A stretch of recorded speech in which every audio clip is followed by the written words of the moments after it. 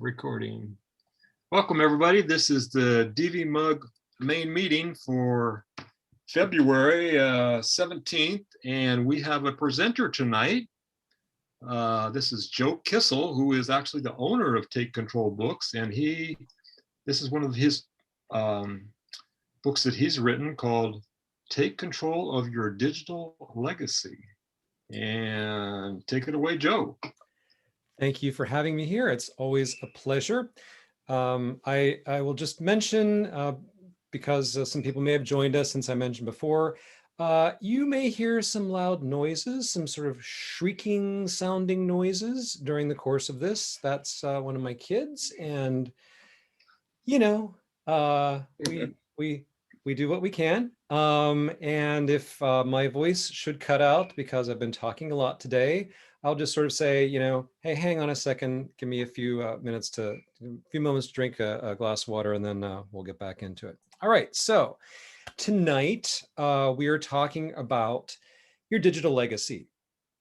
I've written a lot of books, and over the years that I have been writing, I have done, I don't know how many hundreds of user group presentations, many of them, all over, certainly all over North America, and I'm sure over some other parts of the world. This topic has been my most requested topic by far. And I think this reflects partly the typical demographic of user groups. As we look at each other, we see there's mostly gray hair, and we are of a certain age.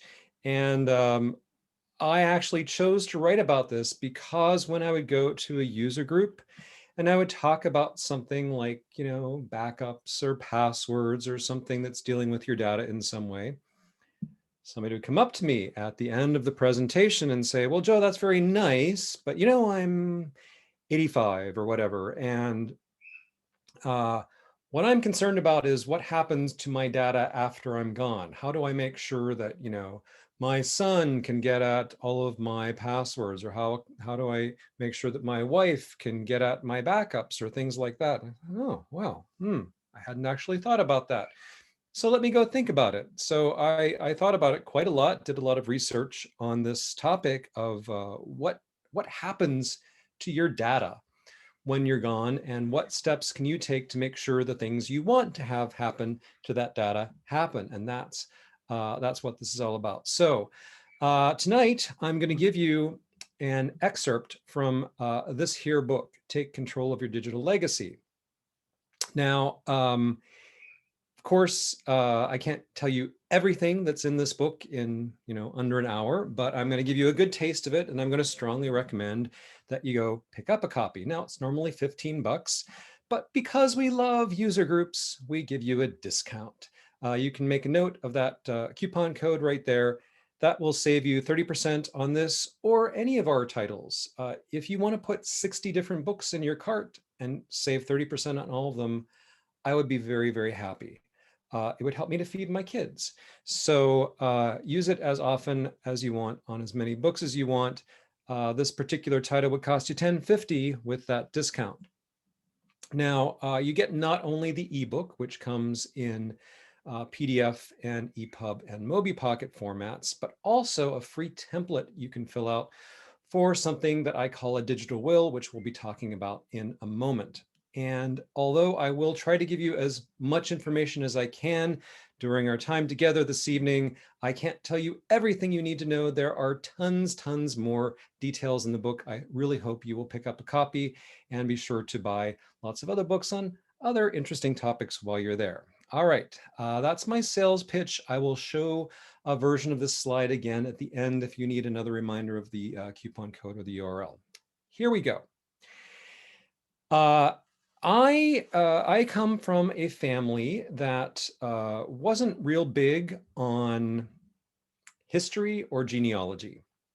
So on my mom's side of the family, they're actually pretty good. I have a lot of records about my ancestors there. On my father's side of the family, I have very little to go on. My father's father, my grandfather, died a few months before I was born, so I never met him. I've seen a handful of photographs of him.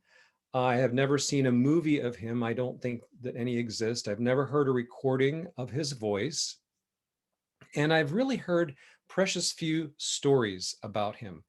I don't really know, I know very, very little about him, and about his father, my my great grandfather. I know hardly anything at all. I know his name and I know where and when he died, but I know almost nothing else.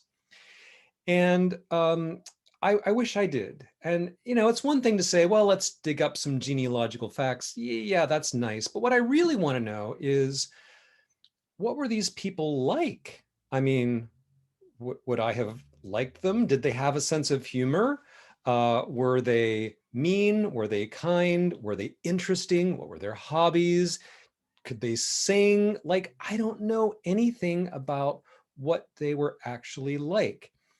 And just sort of raw facts and vaguely remembered stories from many, many, many decades ago don't mean that much to me.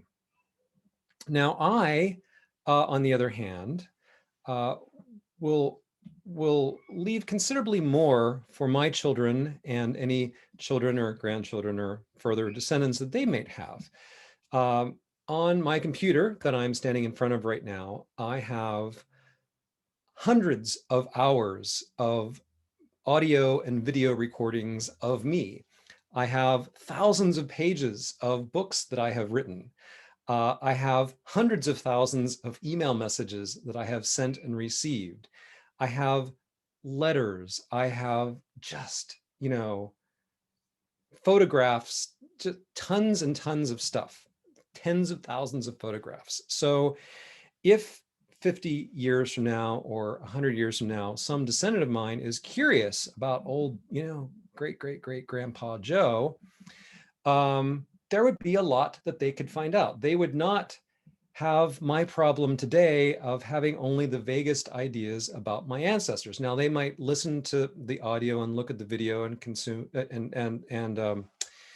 and conclude that I was just not a very nice person or an uninteresting person or weird or whatever.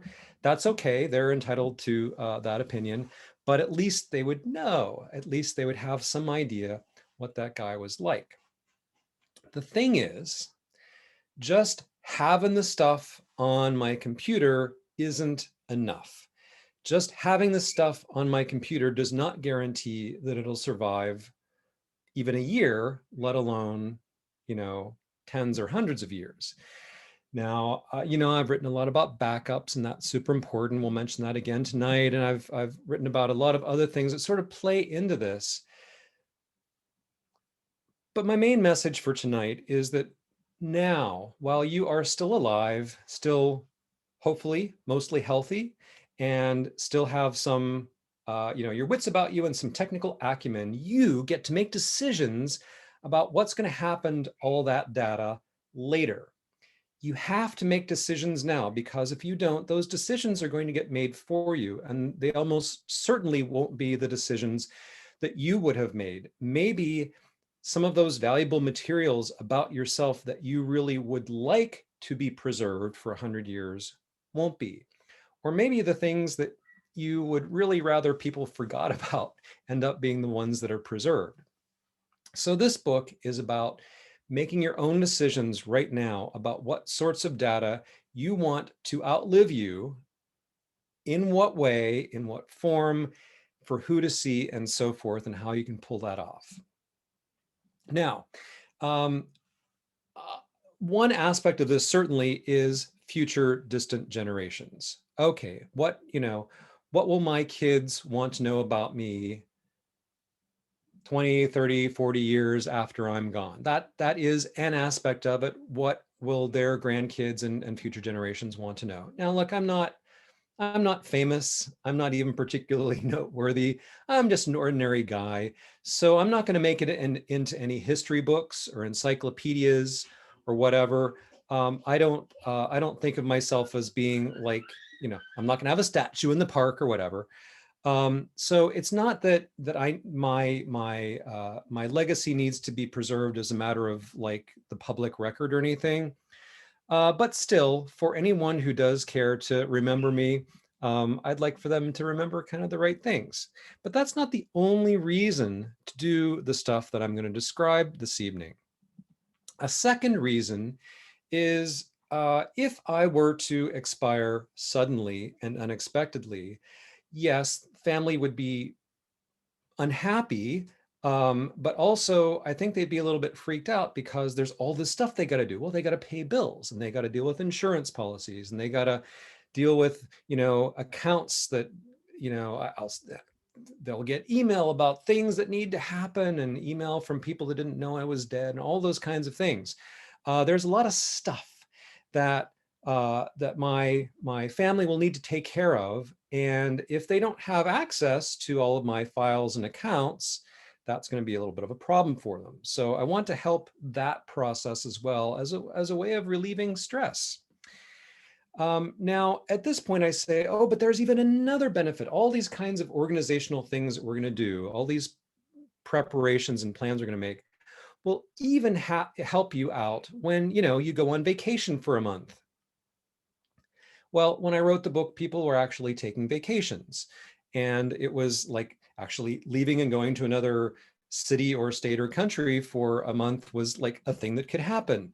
I really hope that one day that happens again. There are a lot of places I would certainly like to visit. But my point is, well, let's say you get injured, you get sick, and you're alive, but you're in the hospital for a while, and so you're sort of out of commission. Or the whole pandemic thing is over, and you decide to go off somewhere for a while. Even in situations like that, where you need someone else to temporarily take care of stuff for you, the kinds of preparations that we're doing here will help make that simpler. And it will also just sort of help you get more generally organized, and that's never a bad thing. So that's what we're kind of setting out to do here. Now, if it were as simple as saying, well, I've got my computer here and it has all my stuff on it, it has all the videos and all the emails and all the things, I'll just, leave my computer to my wife and my will and we're done. Well, if it were that simple, I wouldn't have a book, but it's not that simple. One of the issues, obviously, is that whatever happens immediately thereafter is different from what's going to happen, decades or centuries later. But there are some really specific things. One of the things is encryption and passwords. I'm a super big fan of encryption and great passwords. We'll be talking more about passwords in a bit. Of course, I have File Vault turned on everywhere, and I use different other kinds of encryption for different stuff. And that's important for protecting my privacy and making sure that if one of my Macs were stolen, the attacker couldn't get any of my information and so forth. So that's all good.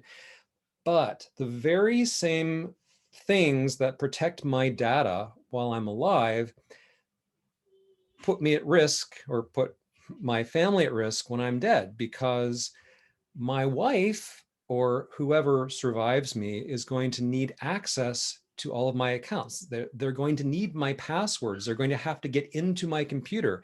It's great that I have all those wonderful files and videos and things, but if my computer is locked up tight and I'm the only one that knows the password and that password dies with me, well, we have a bit of a problem. So that's one of the problems. But there's also something else to think about when we're thinking long term, like decades or centuries, and that is file formats.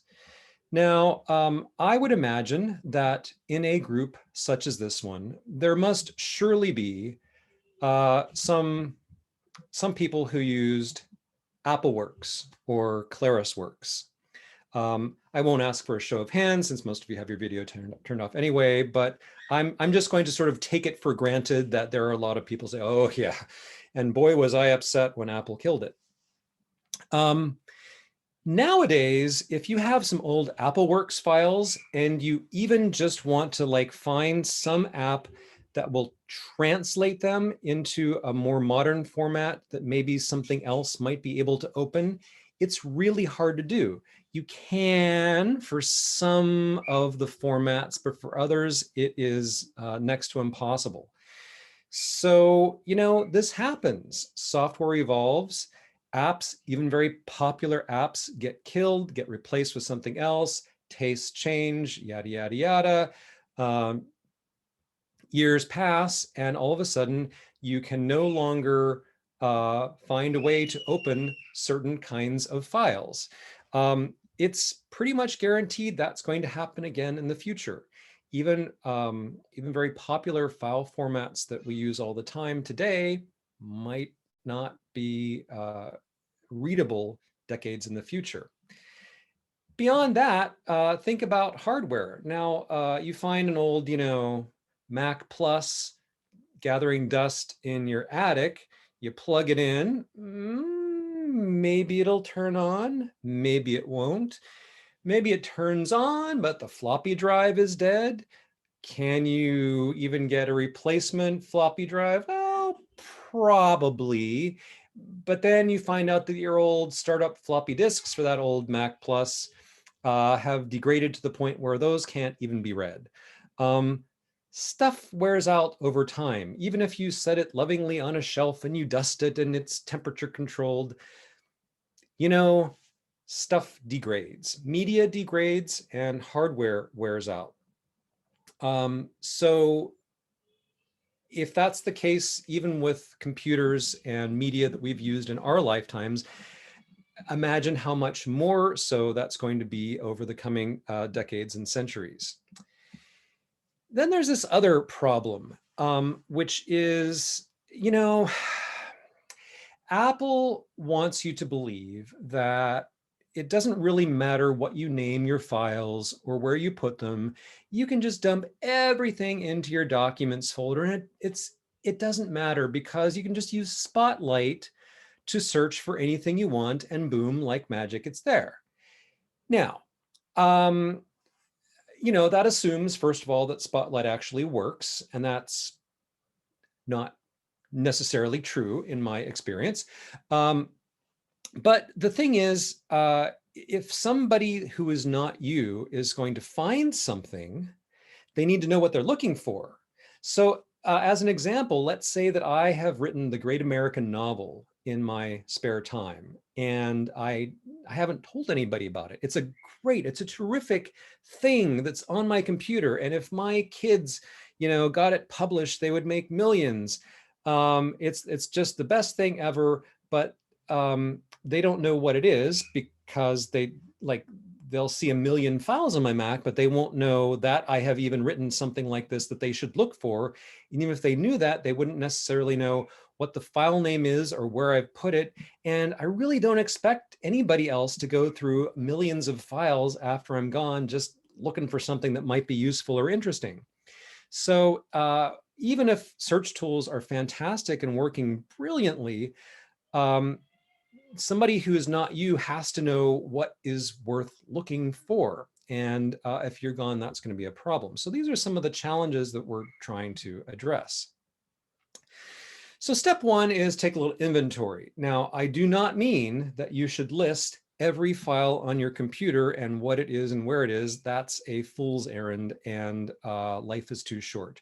No, I'm talking about making sort of a broad list of big categories and picking out the things that other people in the future are most likely to care about and listing those in a kind of general way. This is a step in a process.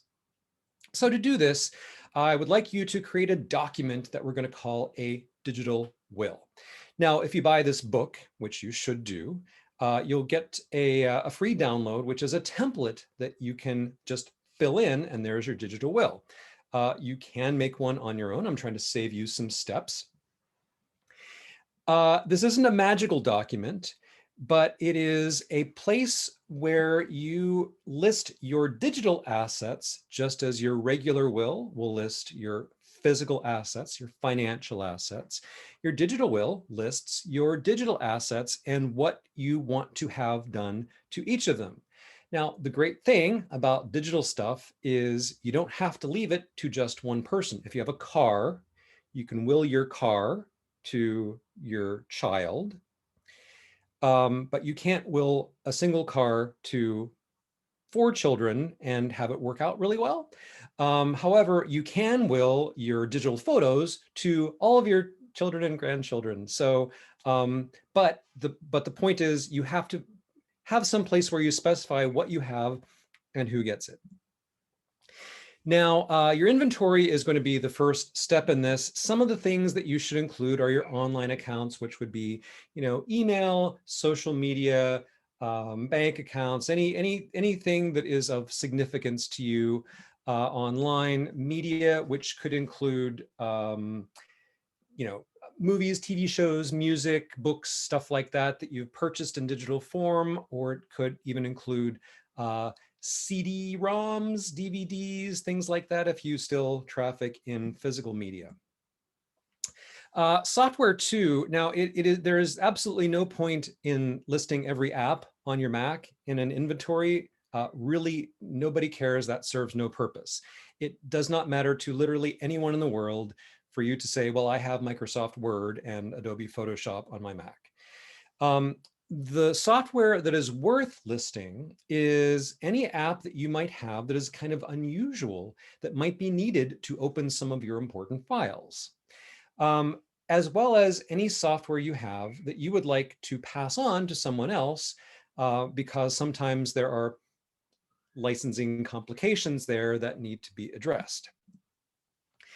The other thing that your digital wills inventory section needs to list is what I'm just calling other personal data. Now, I don't mean to downplay this. This is actually the biggest and most important category of data, because this includes all of your photographs, your email archives, any letters you've written or music you've created or videos you've made yourself. All those miscellaneous files on your Mac or other devices, some of which you might want to pass on in very specific ways, others of which you might not want to, but you need to list, again, not every file, large categories of stuff. Now, once you have started your will document, we're going to be building on that as we go. But you have a template, you've made the broad outline of your major categories, and now we're going to start doing stuff. But before we do specific things with specific types of data, I'd like you to make some general decisions that are going to inform the entire rest of the process. The first of those is just kind of what your operating principles are going to be, what kinds of data you want to preserve and what kinds of data you want to discard. Now, I'll give you a couple of examples. I am pretty much an email pack rat. I save the vast majority of messages that I receive, even if I don't think they'll have any particular value. Now, I don't save things. I don't save spam. I don't save things that are, obviously one-time use, like password reset messages, or things that are like, oh, your deposit has been received by your bank, or like things that are just like, oh, by the way, I just wanted to let you know about this thing, and now that you don't need to keep that message anymore. But I save almost everything else. So that's hundreds of thousands of email messages. I like having that record because I can go back in my email archive and figure out where I was and what I was doing and what I was thinking at any point in the last few decades. That's a really valuable resource to me, and it might be valuable to someone else. However, there's also a lot of noise mixed in with that signal, maybe more noise than signal. So I might want to decide, when I'm looking at my email, just as an example of one type of media, I might decide, well, I do want to pass on all of my personal correspondence, but there's just really no point in passing on my receipts or some, whatever other category of information.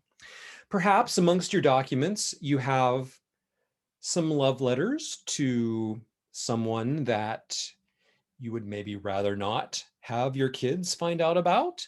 Maybe you have incriminating information about activities from your past. And hey, I'm not here to judge. I'm just here to tell you that you might want to give some thought to, could there be some files on your devices that you would rather take explicit steps not to pass on? So you get to work out what your own rules are, what gets kept and what gets discarded, but it's worth thinking through that.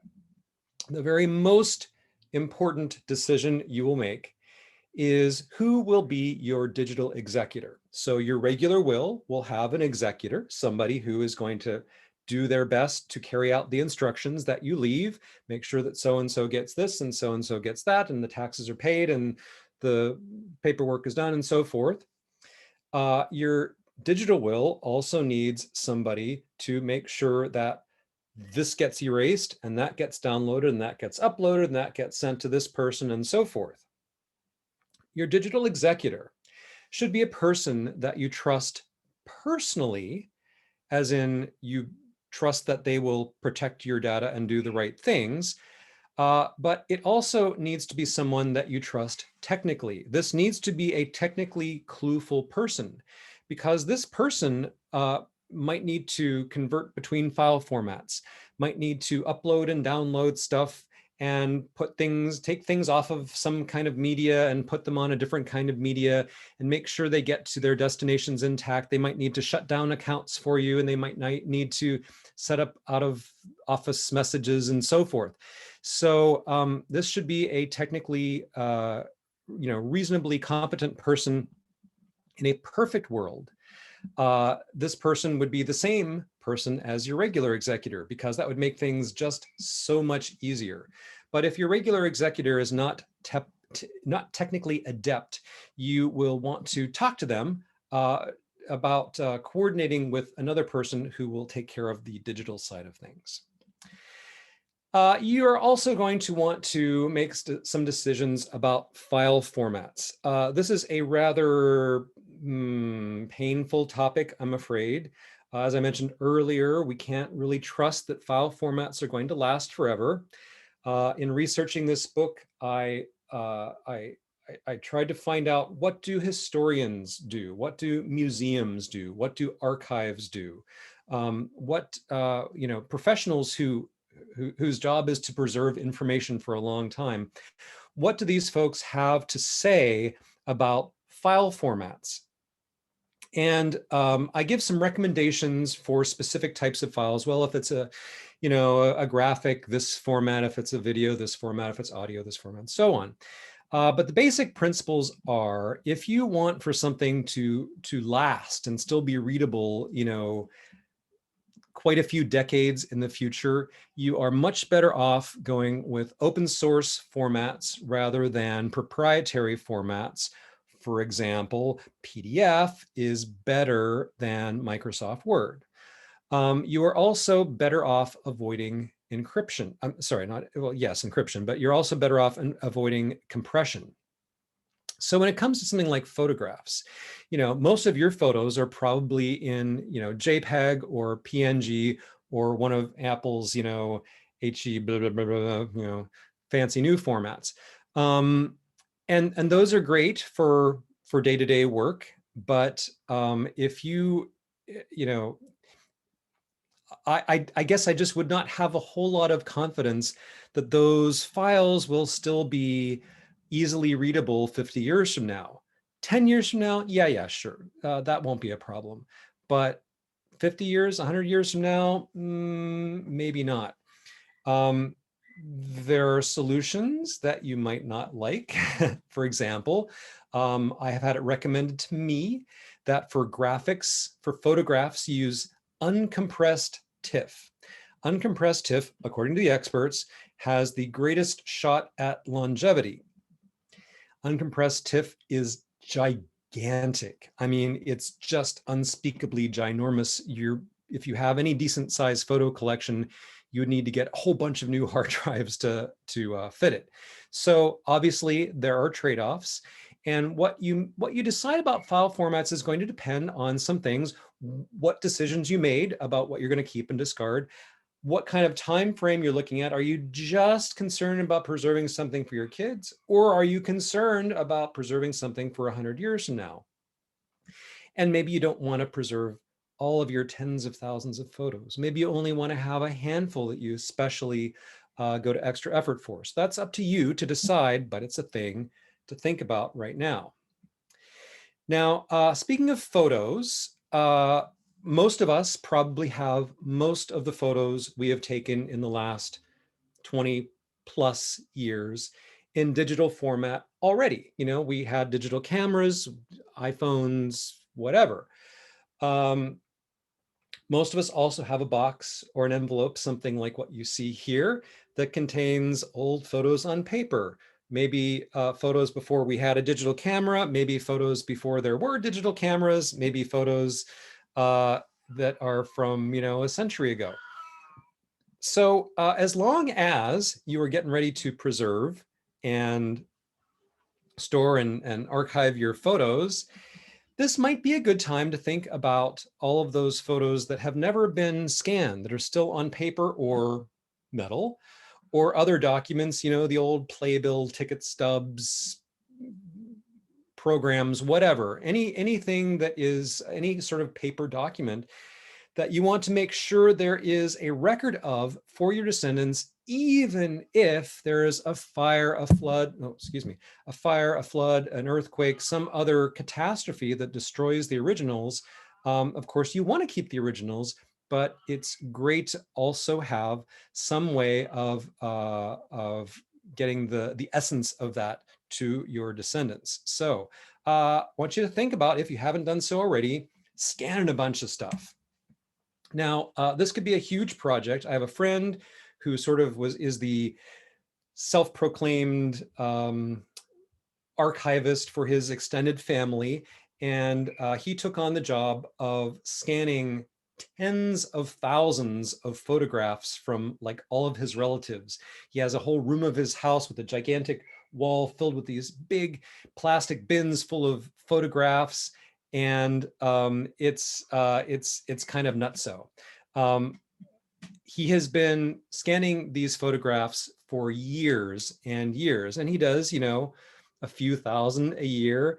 And I don't know if there's, you know, an end in sight, but he scans a bunch of photos. Every Christmas, he sends around DVDs with scans to the family, and that's sort of his job. So I hope that your job isn't as big as his is.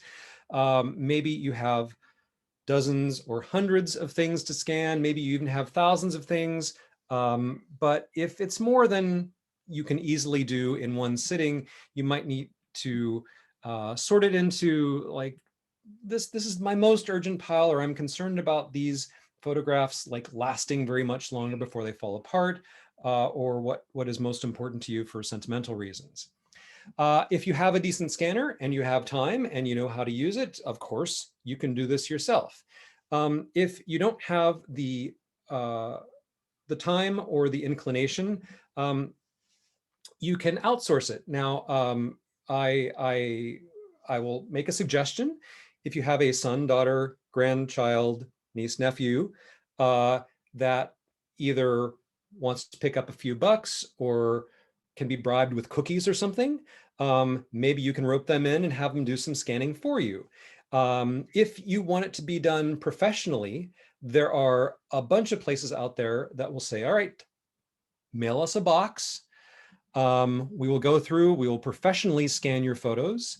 If you pay us a little bit extra, we'll do some retouching for you. And we'll stick them all on a website or stick them all on a DVD or whatever, so that you can download them, and they'll charge you by the photo. So you get good results that way. It's going to cost you a bit, but it doesn't require you to have any hardware or spend any of your time. If you do choose to do this yourself, well, I mean, I guess this would apply even if somebody else does it for you. You're going to have dozens, hundreds, thousands of files that you're going to want to locate later, or more importantly, other people who are not you are going to want to locate later. Now, of course, you could use Photos or Lightroom, some sort of database driven app that has all the tags and all the keywords and all the metadata, and, you know, go into a lot of effort to create just the right title for every single photo. But honestly, that's a ton of work and life is too short. Moreover, we don't know that tens or hundreds of years from now, anybody will still be able to open those archives in Photos or Lightroom or what have you. My friend, the family archivist who has been scanning so many thousands of files, is also a computer programmer. And I know that he knows all about relational databases and all the fancy stuff. So I asked him, well, what's your fancy, method for naming and organizing all those photos? He said, well, you're not going to believe this, Joe, but my method is a plain text file. All right, so he pops something in the scanner, scans it, gives it a name. It's usually going to be like, the date, the time, and a number, something like that. A really boring file name. It's like, I don't care if the file name is boring. I'm not going to bother renaming it. I'm just going to take the file name the scanner gives me, copy it, paste it into the plain text file. Press tab. I'm going to type a few words or a sentence, whatever I see in the picture. If I can identify somebody in the picture, well, that's Aunt Ethel with her, 65 Pontiac in front of her house in Florida. I just type that. Something on the back, a photographer's stamp or the date or whatever, I type that. Anything that I know, like who's in it, where it is, when it is, I just type that in. Don't get into like database fields or anything complicated. Just type it, move on to the next one, repeat. Now you do a bunch of these, you say, all right, well, I did 10, 50, whatever it is. Let's put those in an envelope, and I'll mark that, envelope A, type in the plain text file. These are in envelope A. Okay, that goes in a box somewhere. Year later, 10 years later, you're looking for a photo. Oh boy, wonder if I have any photos of Aunt Ethel. You open up that plain text file, Command F, Aunt Ethel. Oh, it's that file with that certain name. So if you have the digital copy, you can just look for that file name. And if you want to go back and find the original, oh, well, that was in this batch that is in envelope A. So you can go and look in envelope A. It's really nice. So I'm recommending low tech here, low tech, because low tech is more likely to survive for longer and be compatible with everything. Also, honestly, it's less work. Please, if you possibly can, keep the originals, because yes, they will fade with time, they will get brittle, they will crumble, but I love having in my hands a physical object that was made by one of my ancestors 100 years ago and had some importance to them. I love to look at the detail, and I love to feel it, and I love to smell it. And I think that leaving these artifacts for future generations is a really lovely thing to do. Besides which, although we're going to try our very best to maintain your digital data forever, nothing is really forever. And the more backups you have, the better. All right, let me say a few things about passwords. Of course, I'm a big fan of having unique, strong passwords everywhere. But we have to make sure that whoever comes after me is able to get at all of my passwords. That is super important. So to solve this problem, please use a password manager. I know that people have recently begun having some strong feelings about LastPass because of their change in pricing.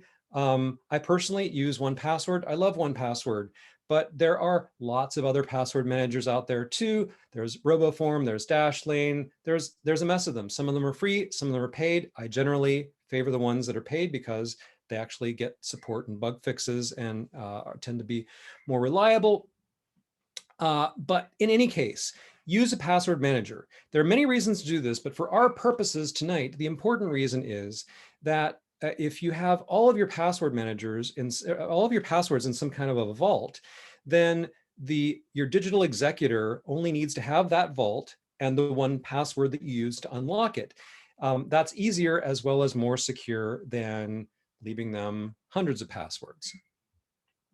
It is a good idea to make a note either within your password manager or somewhere else, which ones of these thousands or hundreds of passwords are actually interesting and important, which are the ones that someone else will actually care about, because honestly, most of them don't matter. It doesn't matter that you have a subscription to, you know, the New York Times, or it doesn't matter if you have an account on the Take Control Books website. I mean, it matters to me, but it won't matter to your kids. So you want to have the things that are actually going to be significant. So you want to make sure that your digital executor has access to your passwords. Some password managers have a sort of emergency contact feature where you can give somebody access to your passwords in advance, but they only get that access after you died. That's a little bit complicated. I explain that in the book. Or maybe it's just somebody that you trust and you give them access right now. Or maybe you stick your data on a flash drive with your password and you put it in a bank vault, in a safe deposit box. Whatever you do, just make sure there's some method for your digital executor to get access to your passwords. I mentioned email before. It's a super great treasure trove of all kinds of information about you. There's also a lot of noise, and there could be some things that you would really like to not pass on. You decide what you want to do with your email, but a couple of notes here. If you are one of those weird people that only ever uses a web browser for email and not a client such as Apple Mail or Outlook or Thunderbird or one of those, that might be convenient for most things most of the time, but it also means that your messages only exist in the cloud. You don't have local copies. And we can't count on the likes of Google and Microsoft to maintain your messages for all eternity in the cloud. So please make sure that even if you use one of those cloud services, you have a local copy of all of your email messages. As with your passwords and everything else, make sure your digital executor knows what email accounts you have, the usernames and passwords, and how to get at them. And decide what's going to happen to those accounts in the future. Again, as with everything we're talking about, this is something that you make a decision, you write it down in your digital will. Do you want all of your email to just be deleted? Do you want your accounts to be shut down? Do you want to have a message automatically go out to everyone who sends email saying, sorry, Bob can't reply to you now or ever because he is unfortunately dead. Please send your donations to this charity in his name. People are going to send you email after you're dead because people and businesses won't necessarily know that you've died. So someone is going to have to take some action with those, and probably ignoring them altogether is not the best action. So working out what should happen, again, details in the book, is something you should write out for your digital executor. Some of us are perhaps very heavy users of social media. Some of us are very light users of social media. I fall into the second category. I think that if all of my social media posts and content were to disappear the very second after I died, literally no one on earth would care. And of course, I will have disappeared, so I won't care. But for other people who live their lives online and use places like Facebook and Instagram to store their most important images and stories and memories, it might be much more important to preserve social media. Now, I've had people tell me, no. I actively want people to not know about anything I put on social media after I've died. Just nuke it all. All right, if that's your decision, that's fine, but write it down. You have, your first step is just to make a list of what social media you actually use. And then you decide, and you might decide one thing for one account and a different thing for another account. One of your choices is you can say, I hereby instruct my digital executor to log into my Facebook account with this username and password, this Twitter account, and post the following as my final message. You could do that. Or you might want this person to say, just wanted to inform all of so-and-so's followers that he died and we're all very sad. So that is one thing you can do. You can say, nah, you know, just like download all the stuff, but then shut down the account because nobody else needs to see it after that. Or you might decide some of these services, including Facebook, have a feature where you can say, yeah, archive, you know, we're going to mark this account as person is deceased, but we're going to archive it online so that even though you can't add any more stuff to that account, other people can still go back in the future and see what that person wrote in the past. Obviously, deleting is an option. I have known of people who have tried to delete a Facebook account and have not succeeded. So, you know, not a guarantee. If you happen to have a social media account that you post to, but it's not yours alone, it belongs to a group, a company, a club, a church, whatever, some kind of organization, Mac user group, you'll want to make sure that your digital will contains instructions for how somebody else can take that over for you.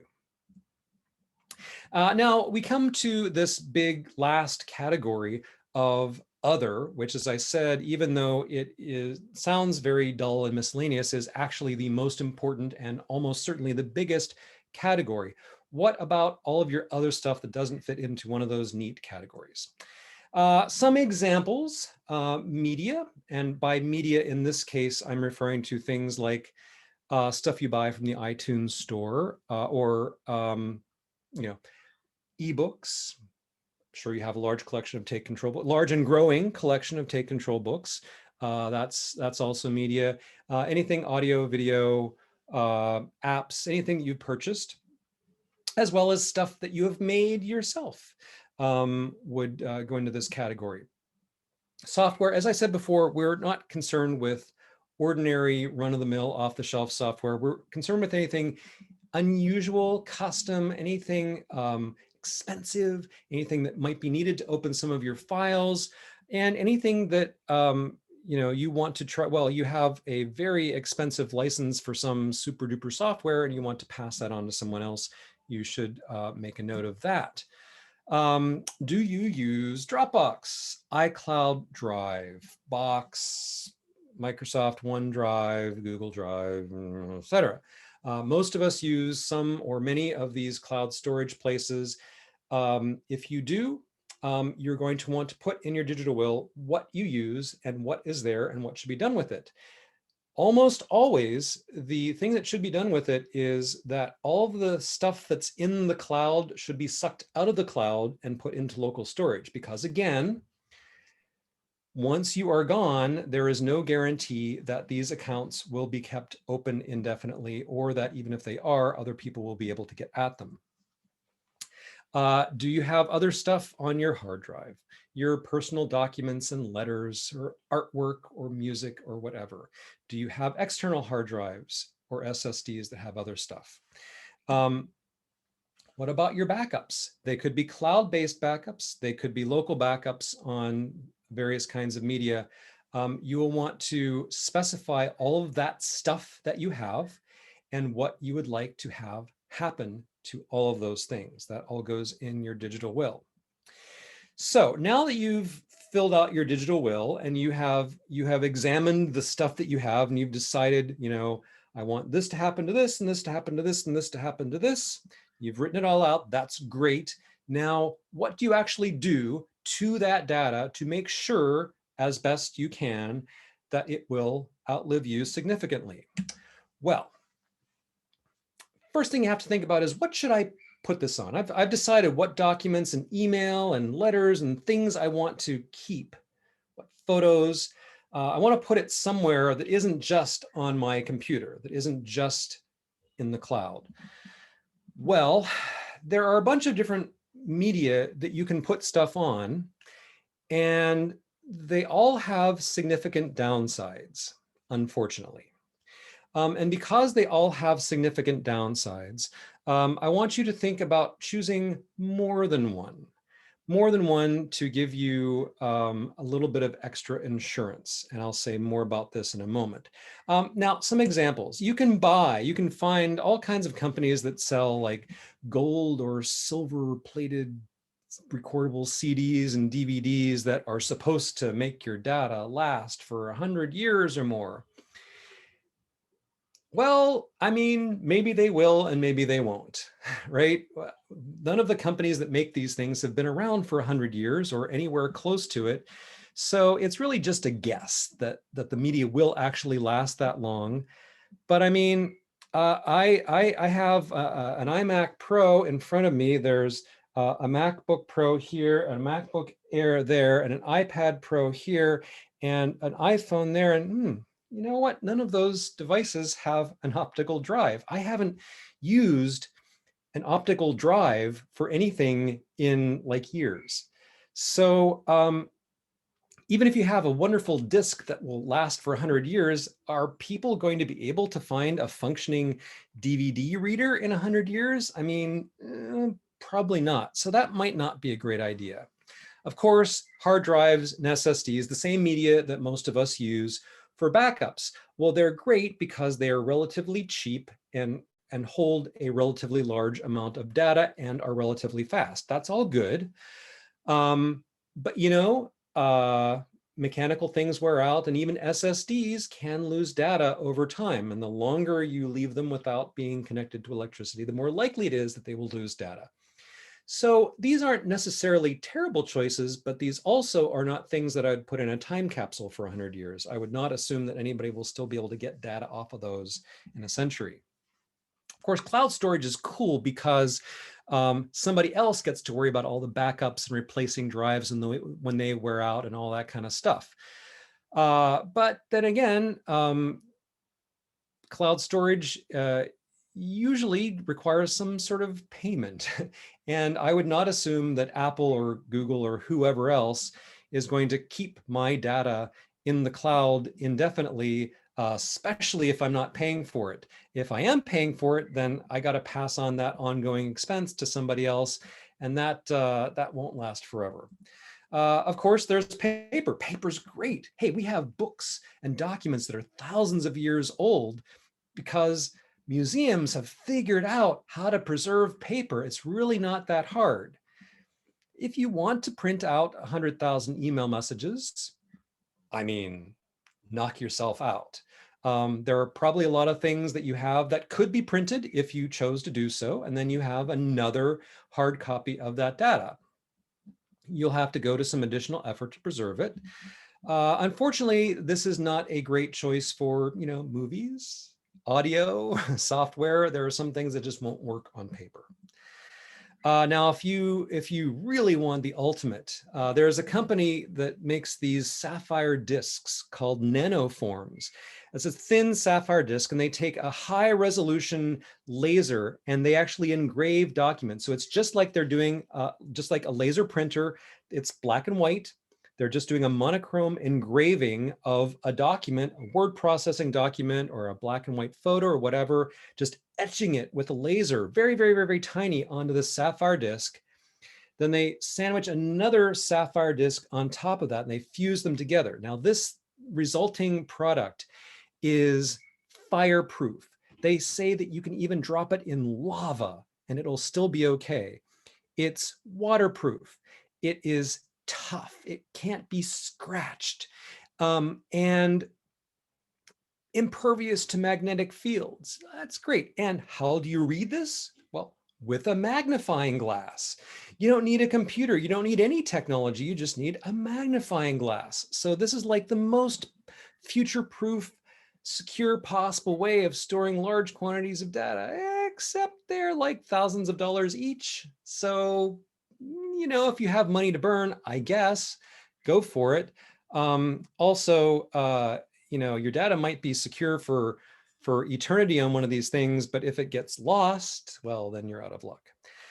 So, you know, there are options. They all have downsides. None of them are perfect. None of them are guaranteed to meet all of your needs and to last as long as you need them to last. So that's why I'm saying a combination is good. There's a little bit more to it that I'll get to in a second. So you take whatever media you've decided on and you stick all your files onto it. Everything that is enumerated in your digital will, in your inventory, you copy it over to that media. Now you have a data archive. Okay. whether this archive is on, hard drive or an SSD or optical media or whatever, obviously you're going to want to store it in a nice, safe place.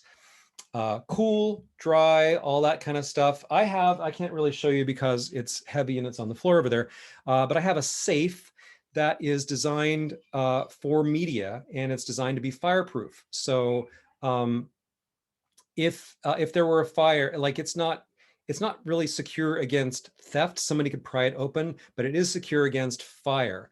So and it's specifically designed for computer media, so it won't let the contents get hotter than standard media can bear. So something like that is a good idea, or a safe deposit box, something like that. Of course, you can have multiple media, so you might store them in different places.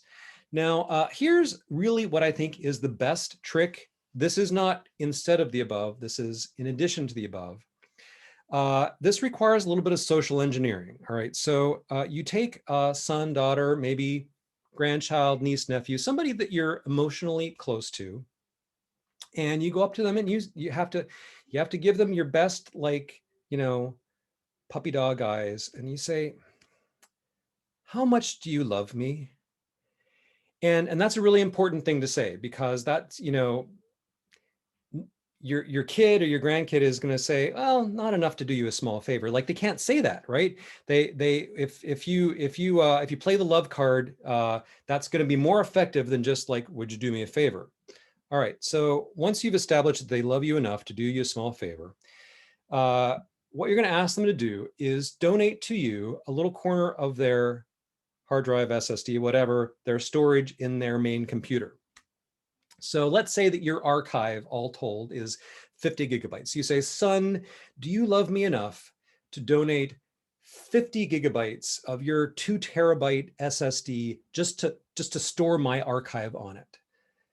And if your son loves you, he'll say yes. Okay, that's what we're hoping for. Now, the reason you're putting your stuff on your kid's computer or somebody else's computer is so that that data will get backed up to wherever they back up their data. When that person moves to a new computer and they migrate all their stuff over, they're going to migrate your data with it over and over again. If they have to replace their hard drive, they replace it and put all the stuff on it again. And that's great, because that keeps your data alive. That means that you don't have to wonder, because it's on a device that's in a bank vault someplace, if the data is still viable. Being constantly put onto new media and backed up and kept alive will help to preserve it for a lot longer. And then, of course, you want to get that person to lay the same guilt trip on their kids later on. You will want to refresh your archives. And by that, I mean partly if you live another 5 years, 10 years, 30 years, from time to time, you will have more data to put in this. You'll have more photographs and more documents and more emails. So pull those things out of storage and put more stuff on them. But also, something that you should do, and something that you should demand that your heirs do, is copy this stuff to new, fresh media from time to time. Maybe every 5 years, maybe every 10 years. I wouldn't trust a hard drive for 10 years, honestly. Could be that 10 years from now, we're all using some new type of storage medium that everybody agrees it has much better resilience and longevity. Great. So use the new thing at that time, or have your descendants use it, but put it somewhere. Also, make sure that somebody has access to your actual Mac or other devices, and the passwords or passcodes to get into them. That will be a big help to them. So I want you to create an actual file, a folder, or something, some sort of physical container that contains a copy of your regular will and a printed copy of your digital will, and some instructions that tell everybody what all these things are and what to do with them. Obviously, a copy of your data archive, on whatever media. You might want to include, I go into some detail about this in the book. I'm just going to skim over it now. But if there are things that you do for your home, your family, your house, your car, whatever, that only you know how to do, or that only you know that you have to do, well, every March we got to go clean out the gutters, or else, or, every so often I got to do this special thing with with this device or whatever. There's things that only you know how to do. Put instructions so that somebody else can do those things. And finally, I recommend that you write your own obituary. I have seen a lot of obituaries. I've had 2 of my aunts die within the last month, and I've read their obituaries, and I'm like, I don't recognize that person. Like, yes, I can see my name in there as one of the survivors, and yes, I recognize, yeah, they lived in this town and so forth. But um, almost every obituary I've ever read is of a relative or of somebody that I've known has been unrecognizable as that person, because it's just boilerplate.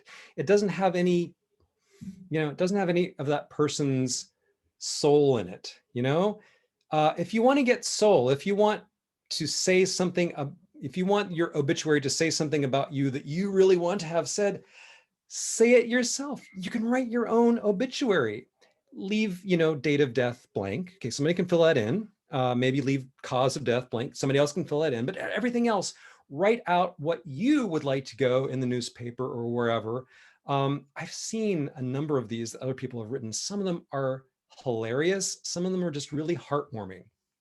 The point is, they won't be boring, and they'll reflect who you actually are and what you would like to say about yourself. Include that in your dossier. All right, so that was a quick spin through a little fraction of what's in this book. I really hope that you will pick up the book, use the discount to buy other books, help me feed my family and stay alive longer. That coupon code there is good for 30% off all of our ebooks all the time. And remember, this does include a free downloadable template that you can fill in for your digital will. So that is my presentation for tonight. I'm going to stop my sharing and ask if there are any questions.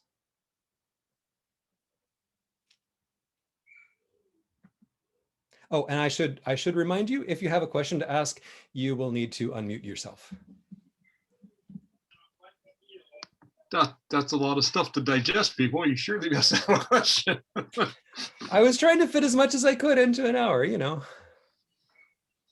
I was just thinking about what I did this summer when I bought a slide scanner 5 years ago. Yep. And like everybody else, I did a box of slides, and I said, OMG, this is going to take me for friggin' ever. Yeah. So it sat on my desk for 5 years.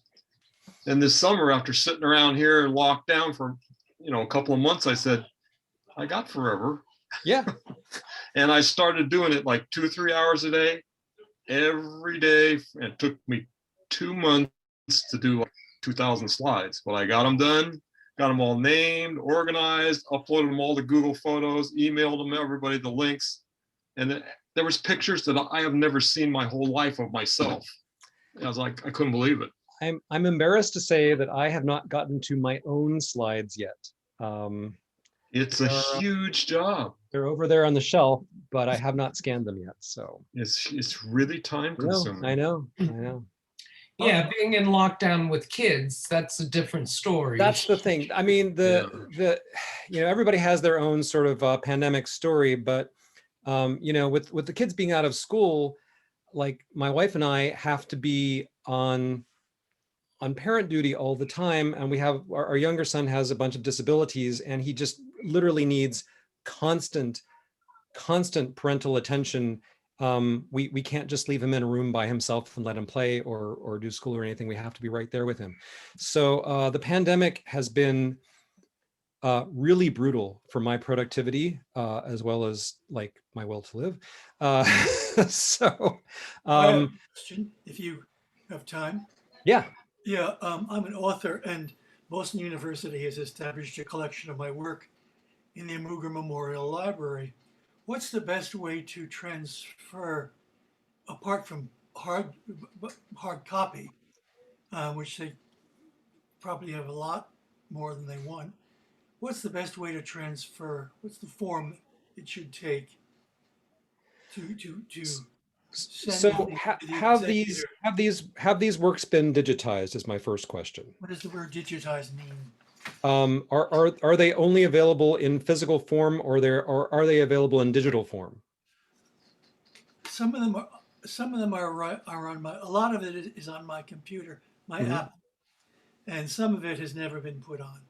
I could scan it, but I don't know how to do that yet. I can't show you because the geometry is all wrong, but right here next to my Mac is my latest toy. It's a book scanner. So there is a flat base, and then an arm that comes out, a vertical piece, and then an arm that comes out like this. The arm that comes out like this has a camera on it and lights pointing down, and there's a foot pedal. So what you do is you stick a book underneath it, open it up. Okay, press the button, snaps a picture of page 1. There's software that automatically edits out your thumbs. Okay, flip, foot pedal, page 2. Flip, foot pedal, page 3. All right, so you do that. The software edits out the thumbs, straightens it and so forth. And then it gives you whatever format you ask for. If you ask for a PDF or, Microsoft Word or whatever. So a bunch of different companies make these. I mean, Fujitsu makes them. I think Canon makes them. Iris makes them. This is from some random little company I've never heard of in Hong Kong. But so my first thing would be that if you have bound stuff, like stuff that's not going to fit in a sheet fed scanner, you don't want to, you don't want to make your life too difficult. A book scanner can be used to make digital copies. Now, once you have a digital copy, whether it's a Word file that you made yourself on your computer or something that you've scanned, then that just goes in your digital archive, and everything that I've explained this evening applies. The trick, though, is making sure that everything does exist in digital format, in hopefully some relatively common file format, and that it's all together on media that you are going to be preserving and asking other people to keep preserving for you. But how do I transmit it? It's on my computer, and that's fine. And how do actually, in what form should I give it to them? Well, I mean, it depends. I mean, if I knew that I was going to die tomorrow, and I wanted to send documents to some other random person, I would probably, find a flash drive, like a USB flash drive, stick the files on there and say, what is that? Oh, this is the flash. It's just a flash drive. What does it do? It stores data. How do you use it? It's a thumb drive. Okay, it happens to be in the form of a bracelet, but it's a USB drive. You stick it into the USB port on your computer, and it shows up. It's solid state. Okay, no spinning mechanism. It's just storage, USB plug. That's it. Stick it in your computer. Drag stuff onto it. Pop it out. Give it to somebody else. They can do the same thing. That's one way to do it. I mean, you can send stuff by email. You can send stuff through a cloud-based service. There are lots of different ways to do it. What was that thing with that red thing what's it called? It's a USB flash drive. Just Google it, USB flash drive. You will find millions of them, every conceivable shape and size. This is one. This is a flash drive. It's so tiny. It's just barely larger than a USB plug. You can get them with USB. What? How much do they hold? Well, I mean, this one here holds, gosh, I don't remember. I want to say this is probably like 64 gigabytes. I mean, you can get something this size that holds a terabyte. You can get them basically as big as you need to have them. They come in every imaginable shape and size. If you have, the new USB-C ports, you can get them with those.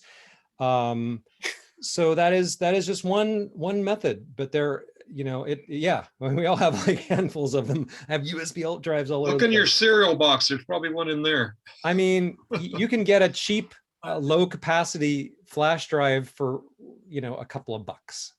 If you want a very large capacity one, okay, that will cost you more, but they're pretty ubiquitous. Okay, thank you. Yep. You can get them anywhere, including 7-Eleven. Yeah. That's right. You can get them. I mean, you will find them at your local, you know, Rite Aid, CVS, Walgreens, You have a sometimes in recommended brand? supermarkets. Do you have a recommended brand? No, I really don't. They're, these are commodity items. Hundreds of manufacturers make them, and I really don't have any particular preference. Thank you. Probably the worst thing about them is they're so small and you can lose them.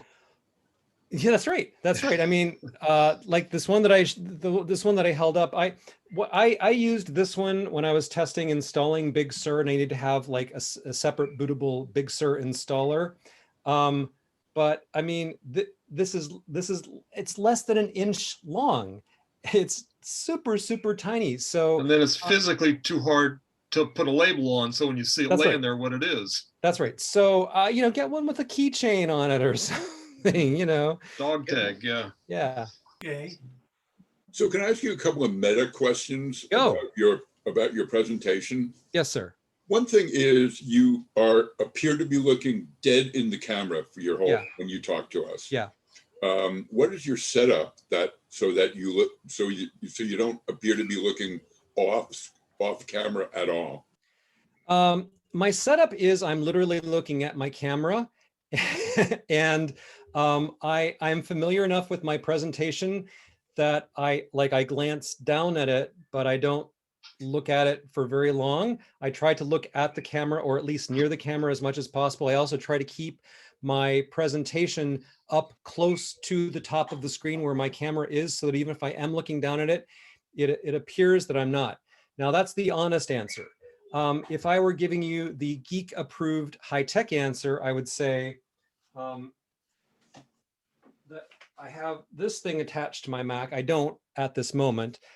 This is, it might look a little bit like a periscope. It's sort of a teleprompter.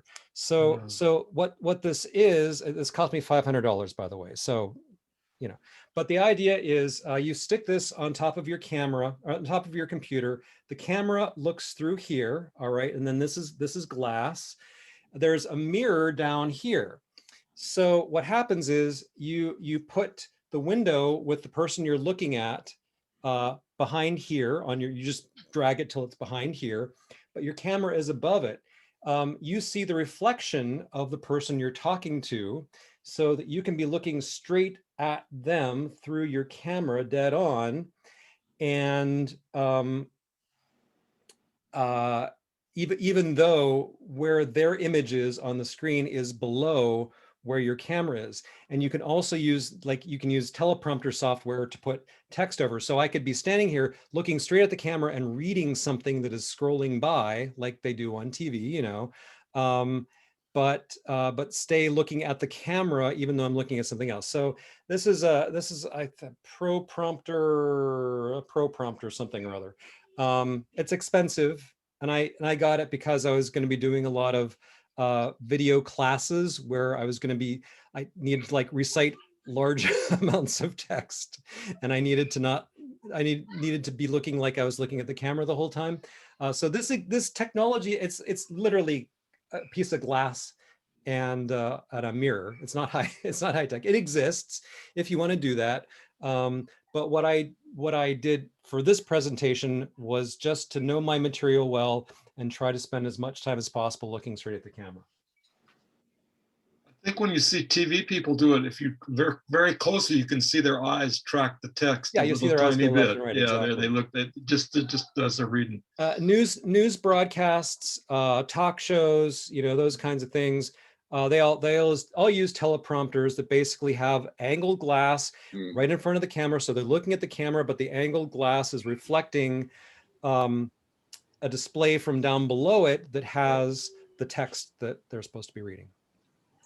When I was in college, I had a job working in the Channel 7 New York newsroom. And back then, this was late 60s, early 70s. We had these IBM Selectric typewriters with giant hammers that typed out on rolls of paper for teleprompters. Yeah, cool.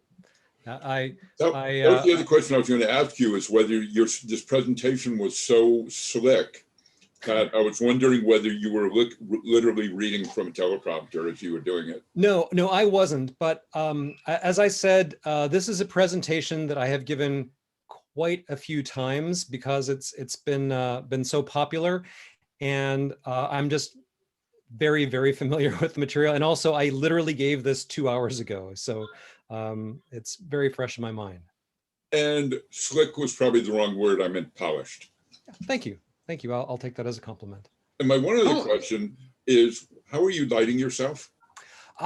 Well, I have two big studio soft boxes up here. There's one over here and one over here. They have sort of daylight color fluorescent bulbs in them. One of these days I'll go higher tech and go with smaller LED panels. But anyway, they're up there, and I have a remote control for them, so I can turn those lights on and off as needed. And so they're lighting me from both angles. Now, one of these days I will also do something about the messy shelves behind me, but no, that's real. No. It is real. No, I like it. It is real. All right, any other questions? I have one question actually about the material, and that is, I don't have a partner. I really don't have any family. I'm basically an orphan at this point. Okay. And is there anything in your book to talk about what to do with all your stuff if you don't have people to pass it on to? I mean, I wonder whether I would even care if I'm gone and nobody else cares. Should I just not worry about it? I don't have advice for that situation. What I would say is this book is all about you. This is your decisions, what you want to have happen with your stuff in the future. If you don't care, you don't care. That's okay. If there is maybe not a family member, but an institution or a friend or anybody else that you think might be interested in your digital data years from now, well, leave it to them. If you really don't care, it's okay. You don't have to. This is a suggestion for those who feel like other people might want to know some stuff about them in the future. By the way, I do have lots of take control books. Thank you. I am being paged for kid duty, so I could take maybe one or two quick questions that I'm going to have to cut out.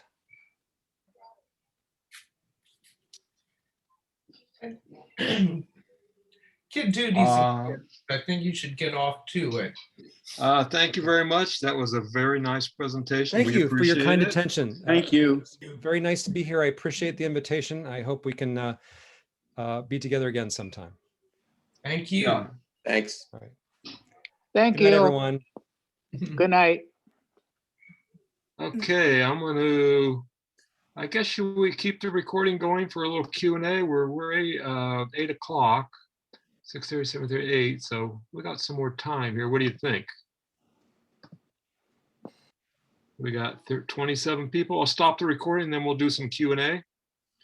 I'll do that. So everybody wave bye-bye to the YouTubers, and then we'll. Bye-bye, YouTube. Okay.